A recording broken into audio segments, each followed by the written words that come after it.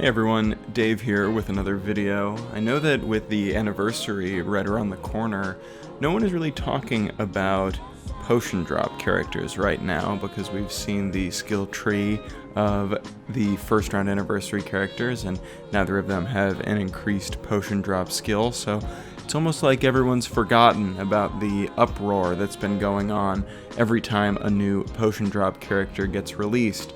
But I want to take a little bit of time to actually defend potion drop characters. I know, somewhat of an unpopular opinion. I know that there are some people who have made videos talking about how, maybe they're not as big of a deal as we had assumed, maybe they're actually kind of good. There's been some dissenting opinions, but I also know that some people are still very much against the inclusion of these potion drop characters. I'm going to have a couple of different sections going over kind of different ways that I think that these characters work well. I'll definitely talk about how they might not work as well in some scenarios, but I think that that's more a product of the structure of the game rather than an actual issue with the characters themselves.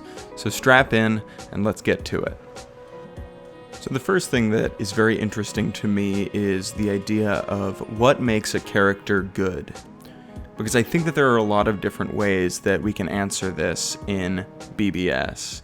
For example, is Askin a good character? Well, yeah, obviously. He's geared explicitly towards PvP. He's the perfect Ichibei counter. He has the killer advantage on him. He's got a barrier. He's got a debuff. So it seems kind of obvious to say, Askin is a good character, except no one's going to take him into Inheritance Zone. I certainly wouldn't want to see him in a lobby that I'm hosting, where a character like Can't Fear Your Own World Stark would be useless in PvP, or at least not very good, but he's great in PvE content. So my point here, and although it might sound obvious, is just that we clearly already have some distinctions between these two main types of what makes a character good. And then I think that there's another question here which has to do, I think, quite a bit with links and what makes a good link. There are obviously anything that's 14 recharge, anything that's 20 DR, those are going to be good. Some of the resurrected links, dual links, things like that. Even things like crystal links, they are not good in certain types of content, but they make elements of the game very, very easy, or at least a lot easier. So I would definitely consider those characters to have their value. Now, perhaps with me saying that about crystal link characters, you're getting the idea that perhaps I'm arguing from the standpoint that potion drop characters are good because they make farming Inheritance Zone easier, which obviously is true. However, there are still a lot of cases to be made against them, considering that they can, quote, create a toxic environment, end quote. That is something that I hear quite a bit, although I think that my real reason for liking potion drop characters is not just the ease with which they help with Inheritance Zone farming. It is, in fact, that they offer a new way for a character to be considered good.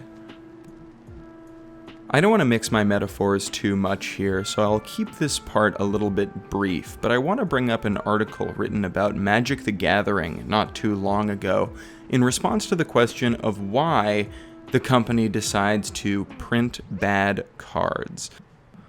I'll leave a link in the description for anyone who's particularly interested in this article, as I think it's a very fascinating look at some elements of competitive game design, but perhaps the most relevant aspect of the entire article is the fact that, by design, some bad cards have to exist. This is very similar in BBS, the fact that some bad units need to exist. I mentioned this in my last video, or perhaps it was a few videos ago now, on Grimmjow when I did my showcase talking about the sort of Tokinata standard. And a point that I often bring up when discussing this amongst friends is that, well, if every single character was as good as Tokinata, then no character would be Tokinata. No character would be notable as the best unit because every unit would be the same, and it would actually take away quite a bit of the fun found in the game. So it might be a little bit unclear as to what this exactly has to do with potion drop characters, but hopefully I can sum it up kind of nicely right now, which is the fact that KLab needs to be able to find ways to make characters good without necessarily giving them a kit that is going to break the game. For example, format breaking inclusions happen from time to time. You know, you see it in PvP, I think, more than anything. You know, when Unohana came out, or, you know, original Yachiru, when Ichibei came out, when Noitora came out. You know, I'm obviously mixing up the timeline a little bit, but you see these big characters get released. Obviously, most recently, we had Askin join the ranks and, you know, totally take over the PvP meta. And there are PvE units that come out frequently that people will hail as the best possible unit for that attribute or the best for that killer. People are obviously very excited right now for the anniversary characters, but you know, all these characters are good inclusions and they have to happen as, you know, power creep generally ramps up. But what I think is really, really interesting about the potion drop characters is KLab is able to put out what is, for all intents and purposes, a pretty average character. I'm thinking sort of along the lines of Raruka or Kenpachi, and, you know, the Rukia Desert Society version is decent, but certainly not anything people would consider top tier. And yet, we're able to have a very desirable and coveted character.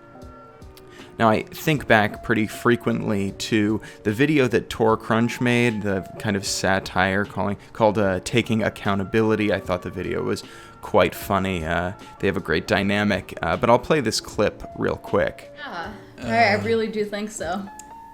Guys, I literally went in 15,000 orbs. For who? No, 20,000 orbs. For who? For who? For Riruka. For Riruka. Why did you need Riruka so badly that you had to go 20k orbs for her? Jesus Christ. Why? Man. Because she has Linkstop potion. Listen, guys. I fucked up.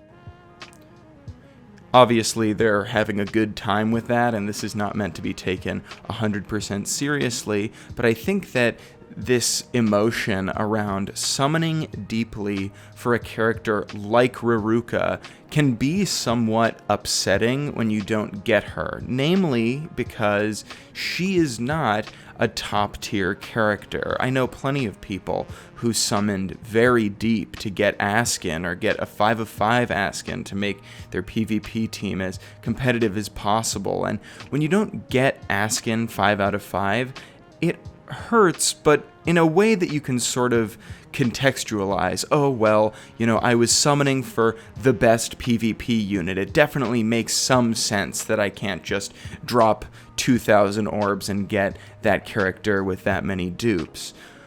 Whereas with Raruka, you're summoning for a character that you're only using in certain situations. And so it definitely feels a lot worse when you go very deep and you don't even get one copy to use in those specific situations. And so I think that the people who are upset with potion drop characters, it comes from a similar place as the people who love premium banners. And by that, I mean the people who love the fact that they don't have to summon on premium banners and they get to save their orbs, where a character like Raruka or the new Kenpachi comes out and people feel as though they are obliged to summon for the character because they are good in situational areas of the game and in clearing certain content, so people then, you know, need to spend their valuable resources on it. Another thing that people say about potion drop characters is that they create a toxic environment in Inheritance Zone. And while I understand that opening up the game and trying to join a lobby and seeing a couple of people saying, you know, Raruka only can be kind of annoying, I have not found this to be a particularly profound barrier to cross. I do have 2 of the 3 potion drop characters, and I sometimes have trouble finding Kenpachi only lobbies to join or Raruka only lobbies to join. There's a lot of lobbies that just have, you know, no text for you to join. They have no stipulations. I know people are using the paralysis immunity to try and make the Kenpachi only rooms, but that I don't actually see happening very much. Additionally, I don't have Desert Society Rukia, and yet I play a ton of that attribute's Inheritance Zone because there are a few different tactics one can utilize to get around not having the potion drop characters. And here is where I'll tell you those two options.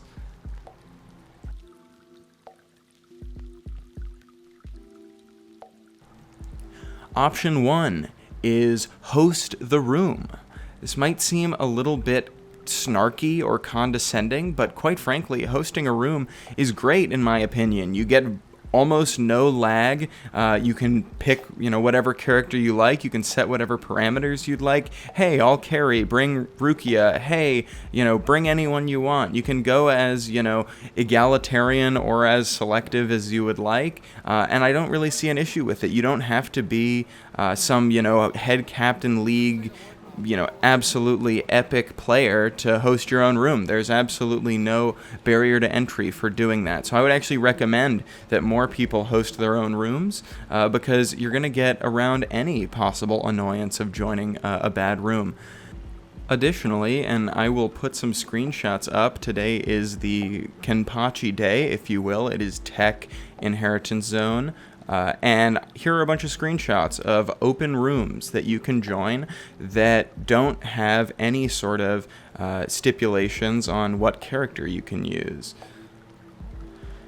I want to wrap things up here and clarify a few things, namely that this is not coming from the perspective of a whale, nor is it coming from a KLab stan or anything along those lines. I'm actually more than willing to talk about the issues that I have with KLab and their monetization system, and in fact the first video I ever made on Bleach Brave Souls was calling out how absurd KLab is when it comes to in-game exchange rates and how they use it to exploit a new player base who doesn't know enough to not spend 750 orbs on getting 5 resurrection rings. But my point here is that I think people will benefit in this game from expanding their definition of what makes a character good.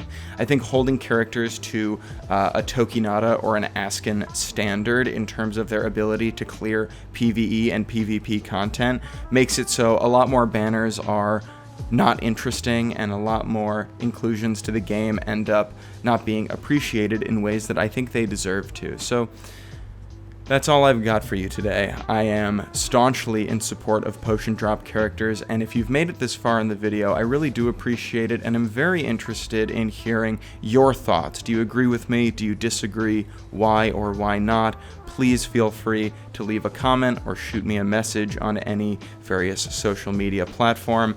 Thanks so much for watching. Take care.